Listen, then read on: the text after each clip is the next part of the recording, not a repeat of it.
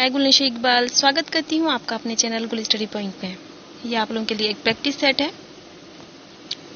जिसका रिवीजन करके जाइएगा। आपको 19 तारीख में जो जीआईएस लेक्चर का पेपर है, तो आई होप वीडियो आपको पसंद आए। अगर वीडियो आपको पसंद आए तो वीडियो को लाइक करना ना भूलें, चैनल को सब्सक्राइब करना ना भूलें और वीडियो को शेयर भी कीजिए।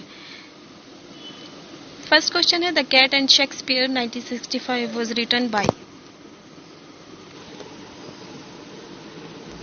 देखिए, कैट और शेक्सपियर जो है ये एक फिक्शन है जो राजा राव के द्वारा लिखा गया है। तो ऑप्शन नंबर ए इसका राइट आंसर है। नेक्स्ट है which of the following is a novel written by Mulk Raj Anand. इनमें से कौन सी नॉवेल है जो मुल्कराज आनंद के द्वारा लिखी गई है? Waiting for the Mahatma, the cat and Shakespeare, the financial expert या अनटचेबल।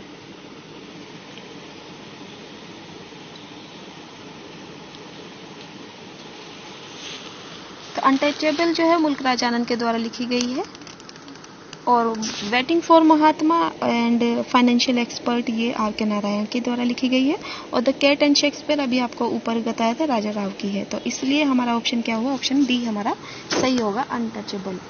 नेक्स्ट है homage to Tagore 1946 was written by. Homage to Tagore 1946 किसके द्वारा लिखी गई है?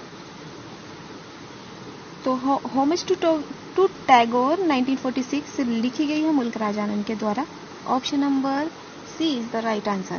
The lines I am forced by the five senses to fear the live senses are taken from, जो ये line है I am forced by the five senses to fear the live senses। तो ये जो लाइन है ये है Hymns to in Darkness की। Option number B is the right answer। ये नसीम इस्माइल के द्वारा लिखी गई है Hymn in Darkness और ये पब्लिश हुई थी 1976 में। नेक्स्ट है in the night of the scorpion the narrator father is mentioned not as someone sceptic, rationalist, trying every curse and blessing, analysing karma explicitly.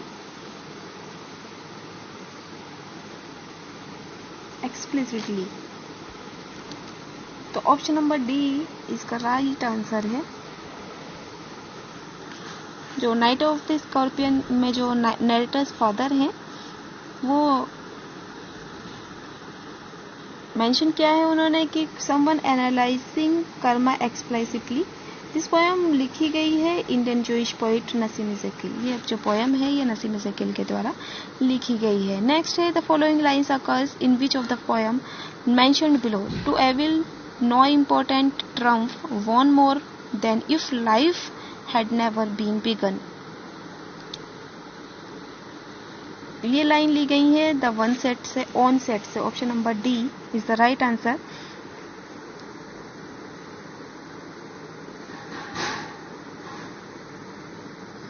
जो ऑन सेट है ये रॉबर्ट फ्रॉस्ट की एक पोएम है और ये पोएम पब्लिश हुई थी न्यू हैम्पशायर में 1923 में। नेक्स्ट है a boy's will is written by. A boy's will लिखी गई है किसके द्वारा? रॉबर्ट फ्रॉस्ट के द्वारा। Option number a is the right answer. ये एक पोइट्री कलेक्शन है रॉबर्ट फ्रॉस्ट का 1874 से 63 तक का। ये रॉबर्ट फ्रॉस्ट की फर्स्ट कमर्शियली पब्लिश्ड बुक है, बुक ऑफ पोएम्स है 1915 की। Santiago is a character directed by. Santiago एक कैरेक्टर है जो डायरेक्ट किया गया है हेमिंगवे के द्वारा। Option number B is the right answer. देखिए the old man and the sea में एक कैरेक्टर है जो old man and the sea जो लिखी गई है वो हेमिंगवे के द्वारा लिखी गई है। इनका एक मेजर नॉवेल है ये old man and the sea, जो उनके लाइफ टाइम में ही पब्लिश हो गया था। ये नॉवेल पब्लिश हुआ था 1952 में और ये एक स्टोरी है क्यूबन फिशरमैन की सैंटियागो की, जो लगभग 84 दिन तक मछलियां पकड़ने में असफल रहता है। नेक्स्ट है whose birthday is being celebrated in Pinter's the birthday party. इसका बर्थडे सेलिब्रेट किया गया है पिंटर्स के बर्थडे पार्टी में। पीटर्स पेटीज के, मैक्स का या सेंटले का या लुलू का? तो स्टैनले का बर्थडे यहाँ पर सेलिब्रेट किया गया है। ऑप्शन नंबर जो सी है इसका राइट आंसर है। द बर्थडे पार्टी एक स्टैनले वेबर्स की birthday being celebrated. The birthday party एक जो है फेमस वर्क है। तो नेक्स्ट क्वेश्चन है state whether the following statement are true और फॉल्स। देखिए फॉलोइंग स्टेटमेंट को बताइए सही है गलत है। Freedom of heaven by Rabindranath Tagore present Tagore's patriotic feeling. Rabindranath Tagore was a winner of the Nobel Prize in 1913 for freedom of heaven. एक false है दूसरा ट्रू है, एक ट्रू है पहला ट्रू है दूसरा फॉल्स है, या पहला ट्रू है दूसरा भी ट्रू है, दोनों सही है, या एक फॉल्स है दूसरा फॉल्स है, या दोनों गलत है। तो बताइए कौन सा सही है इसमें। ऑप्शन नंबर बी इसका राइट आंसर होगा, 1 ट्रू। देखिए फ्रीडम ऑफ हेवन जो है रविन्द्रनाथ टैगोर के द्वारा लिखी गई है, जो रविन्द्रनाथ टैगोर की पैट्रियोटिक फीलिंग्स को प्रेजेंट करती है। लेकिन जो रविन्द्रनाथ टैगोर का जो है एक विनर थे नोबेल प्राइज के 1913 के, लेकिन इनको जो ये नोबेल प्राइज मिला था वो गीतांजलि के लिए मिला था, इसके लिए फ्रीडम ऑफ हेवन के लिए नहीं मिला था।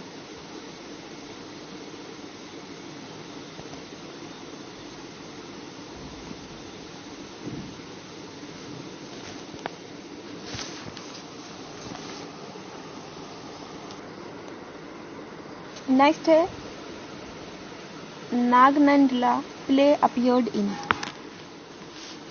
नागनंदला एक प्ले है, अपीयर होता है जी ये 1988 में। देखिए एक ये नागानंदला जो है एक प्ले है गिरीश कर्नाड का, जो 1988 में अपीयर हुआ था। और ये प्ले जो है मॉक्स the idea of chastity and aims at the emancipation and empowerment of women. और ये वीमेन की इमेंसिपेशन और एम्पावरमेंट को जो है, इसका मकसद जो है, इसका उद्देश्य जो है वो वीमेन एम्पावरमेंट का है।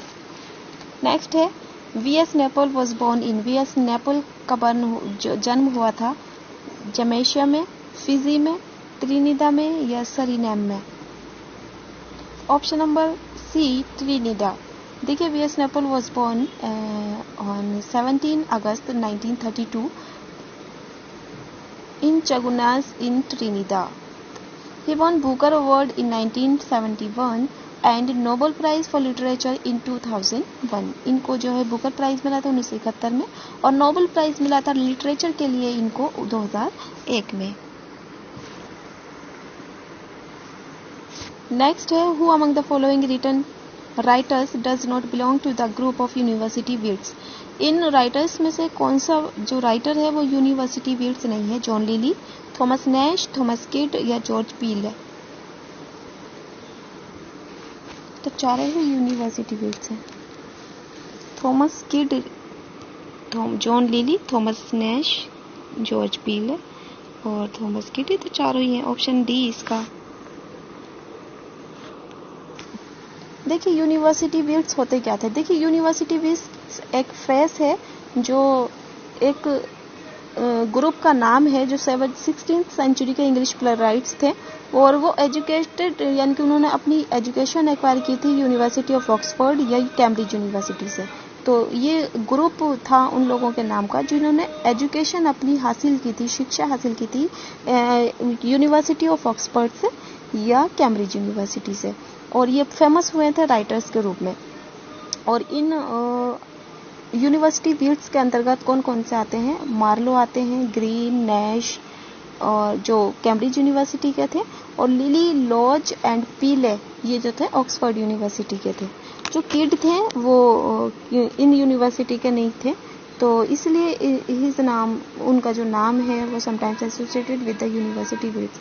कभी कभी उनका नाम भी ऐड कर लिया जाता है, लेकिन यूनिवर्सिटी वीड्स में किड जो थे वो ना तो कैम्ब्रिज यूनिवर्सिटी से पढ़े थे ना ही ऑक्सफोर्ड यूनिवर्सिटी से। तो अगर ऐसा आ जाता है और चारों ऑप्शन आते हैं तो ऑप्शन नंबर डी आप सही कर देना, ठीक है। और वैसे ये चारों ही यूनिवर्सिटी वीड्स की कैटेगरी में आते हैं।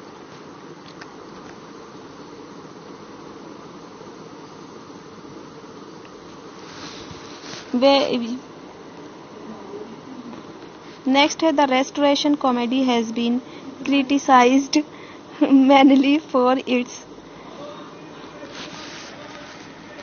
option number C is the right answer, incidency and permissiveness.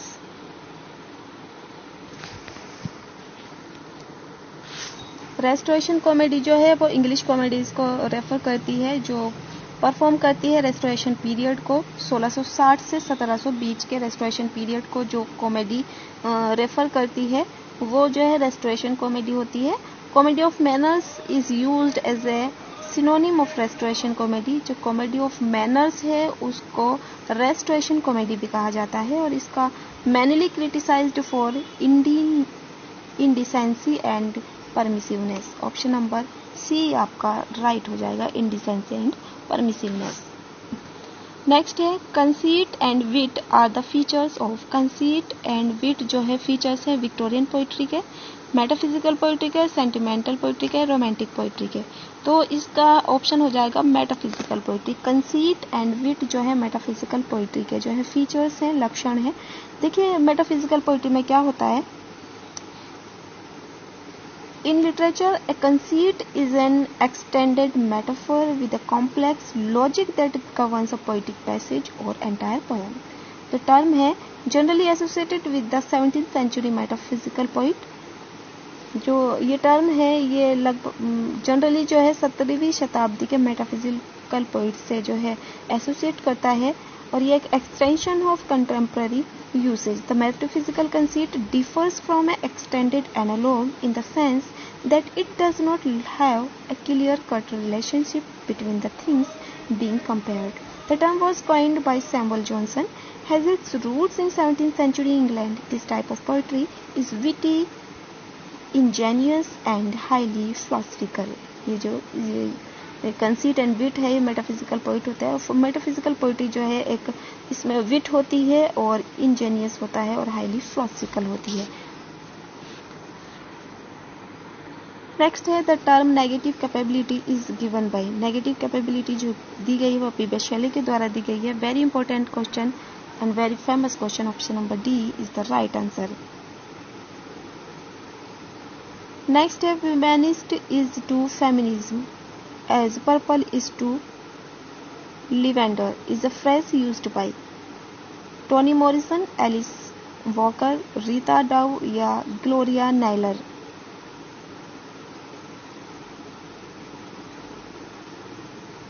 तो इसका हो जाएगा Alice Walker. Option number B is the right answer.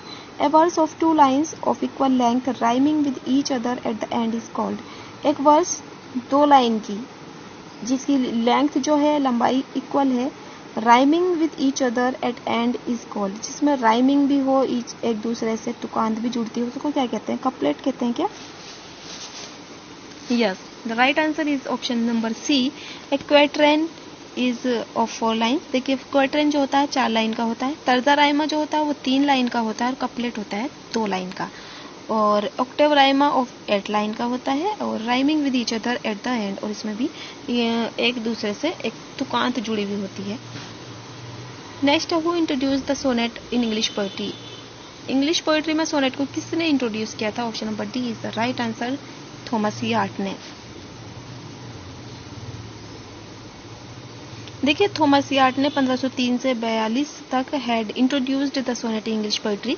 His sonnets and those of his contemporary of earl of Surrey were chiefly translation from the Italian and French. Next है ballad stanza is of. Ballad stanza होता है 4 line का, 2 line का, 3 line का, कितनी line का होता है? A ballad stanza is of 4 lines. Option number C is the right answer. Which one of these is a secondary epic? इनमें से कौन सा secondary epic है? Iliad, Paradise Lost, Odyssey या Aeneid? Option number D, Aeneid. Which of the following is not an elegy? कौन सी elegy नहीं है? Lycidas, Thyrsis, Endymion या In Memoriam?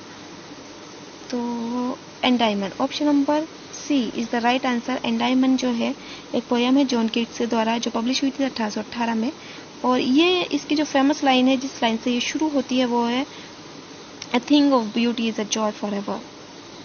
ठीक है, तो ये थी हमारी आज की वीडियो जिसमें मैंने कुछ इंपॉर्टेंट क्वेश्चंस आप लोगों के साथ शेयर किए हैं, डिस्कस किए हैं और उनको एक्सप्लेन भी किया है। आई होप वीडियो आपको पसंद आई हो। अगर वीडियो आपको पसंद आई हो तो वीडियो को लाइक करना ना भूलें। जो लोग चैनल पर नए हो चैनल को सब्सक्राइब करें और बेल आइकन को प्रेस करें ताकि मेरी वीडियोस का नोटिफिकेशन आप लोगों तक पहुंचते रहिए। तो चलिए चलते हैं, मिलते हैं अगली वीडियो में। तब तक के लिए bye bye, take care, have a nice